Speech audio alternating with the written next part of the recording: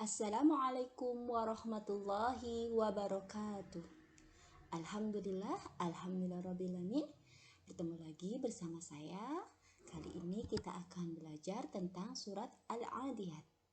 Ya, surat Al-Adiyat adalah termasuk dalam pelajaran awal hadis kelas 5. Kali ini akan belajar bersama saya lagi dengan Ibu Si Sugiyarti. Untuk pembelajaran kali ini, silakan Anak Soleh, sebelumnya kita akan berdoa bersama-sama. Ya, doa sebelum belajar. Bismillahirrahmanirrahim. Rabbi zidni ilma warzuhni fahma waj'alni minas sholihin. Ya Allah, tambahkanlah aku ilmu dan berilah aku kemampuan untuk memahaminya, dan jadikanlah aku termasuk golongan orang-orang yang soleh. Amin ya rabbal alamin. Semoga sebelum belajar kita sudah berdoa ini, kita akan dimudahkan Allah Subhanahu wa taala. Sebelum masuk materi, kita akan belajar tentang tujuan pembelajarannya. Tujuan pembelajarannya yang pertama yaitu anak soleh soleha itu dapat mengidentifikasikan bacaan surat Al-Adiyat. Tujuannya selanjutnya mengidentifikasikan arti surat Al-Adiyat. Dan yang terakhir, anak soleh soleha semuanya dapat menjelaskan isi kandungan surat Al-Adiyat. Oke. Nah, sekarang kita akan melafalkan surat Al-Adiyat. Lafal surat Al-Adiyat yaitu, perhatikan ya anak soleh semuanya. Nah, ini ada bacaannya.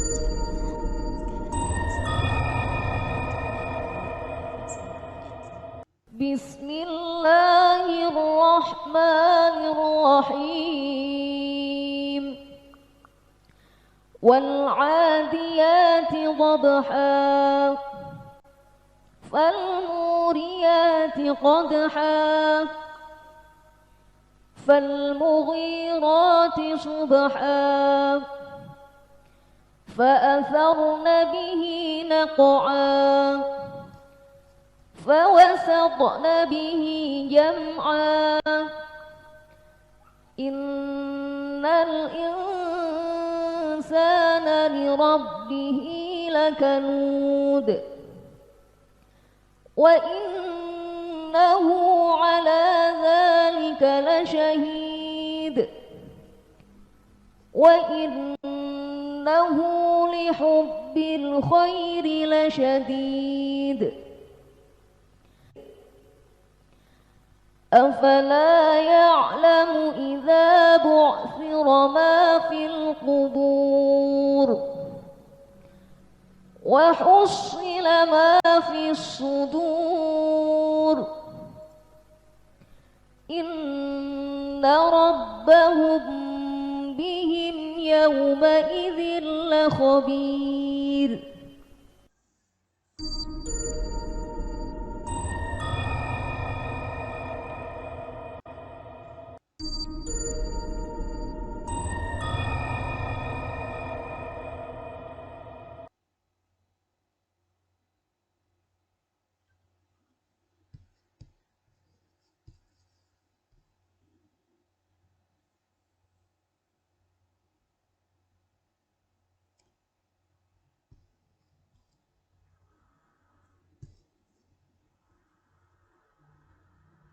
Alhamdulillahirabbil alamin.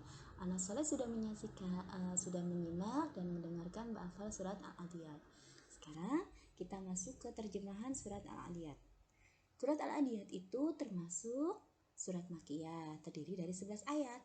Nah, terjemahannya adalah yang pertama, wal-'adiyati dhabha, demi kuda perang yang berlari kencang terengah-engahnya. Falmuriyati qadha, dan kuda yang memercikan bunga api dengan pukulan kuku kakinya.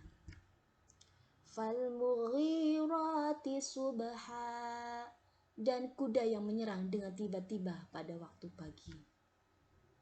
Fa'atharna bihi naq'a, sehingga menerbangkan debu. fawasawtu'na bihi jam'a, lalu menyerbu ke tengah-tengah kumpulan musuh. Innal insana li rabbihi lakanud, sungguh manusia itu sangat ingkar, tidak bersyukur kepada Tuhannya. Wa innahu ala dzalika lasyahid, dan sesungguhnya dia manusia menyaksikan mengakuinya keingkarannya. Wa innahu li hubbil khairi lasyadid, dan sesungguhnya cintanya kepada harta benar-benar berlebihan.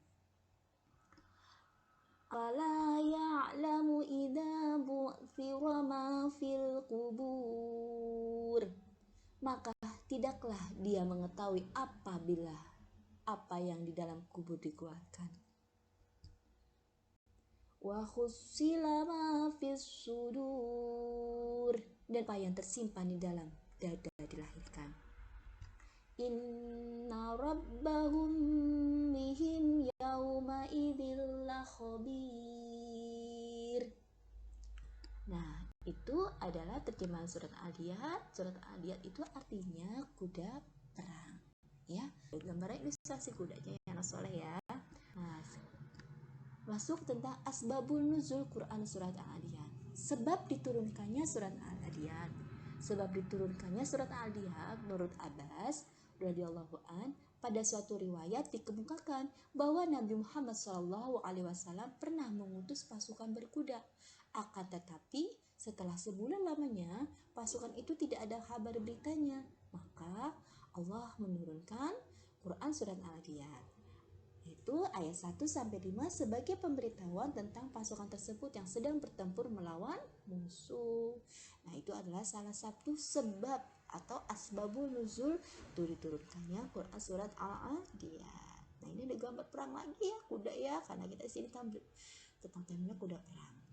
Nah, isi kandungannya itu apa, Nang Saleh? Isi kandungan yang pertama yaitu di antara isi kandungan dari surat Al-Adiyat adalah sebagai berikut. Allah menyatakan dengan sumpahnya bahwa kuda itu merupakan nikmat amat sangat berharga, karena dapat dipakai berperang, mengangkut barang, ditunggangi, dijadikan permainan, dan lain sebagainya. Nah, itu ya. Yang selanjutnya, kuda dapat digunakan untuk membawa pasukan berlari lebih kencang untuk mengejar musuh saat perang. Nah, dari isi kandungan yang pertama, yang A dan yang B itu menggambarkan bahwa Allah itu bersumpah. Sumpah Allah yang pertama, ya, bahwa Allah bersumpah, dia bersumpah dengan kuda perang yang berlari kencang terengah-engah hingga memercikan api saat kakinya bergesekan dengan batu. Masya Allah. Semua itu adalah dilakukan kuda demi memenuhi kehendak Tuhannya. Siapa Tuhannya? Yang mengendalikan kuda itu. Nah, hal ini mengingatkan bahwa manusia itu harus banyak bersyukur. Manusia itu tidak boleh ingkar kepada nikmat-nikmat Allah. Mengapa? Karena kita tidak seperti kuda yang siap dikendalikan di medan perang kapan saja. Kita nggak mau kan seperti kuda dikendalikan, ayo kamu lari, ayo. Kita tidak bisa seperti itu. Nah, kita harus bersyukur kita tidak diciptakan oleh kuda. Seperti kuda ya. Nah, yang selanjutnya, bakhil adalah suatu perbuatan yang tercela dan dilarang oleh Allah Subhanahu wa taala. Orang yang berlaku bakhil akan dimurkai oleh Allah Subhanahu wa taala dan dibenci orang lain dan masyarakat, bahkan akan menyulitkan dirinya. Bakhil itu pelit, anak soleh. Nah, di ayat ke-8 itu menjelaskan bahwa manusia itu diingatkan agar tidak mencintai dunia. Tidak boleh kita mencintai dunia yang akan membuat kita bakhil, membuat kita pelit. Hitung-hitung sama orang lain. Sementara nanti ketika dibangkitkannya dari kubur, ya, nanti di yaumil mahsyar sana dibangkitkan anak soleh ketika sudah meninggal, kita di hari kiamat kita dibangkitkan semuanya. Harta dunia yang dulu dicintainya itu tak akan memberi manfaat apa-apa. Rumah mewah kita tidak perlu, mobil megah kita tidak perlu, baju yang sangat bagus juga kita tidak perlu, karena di sana kita tidak perlu semuanya.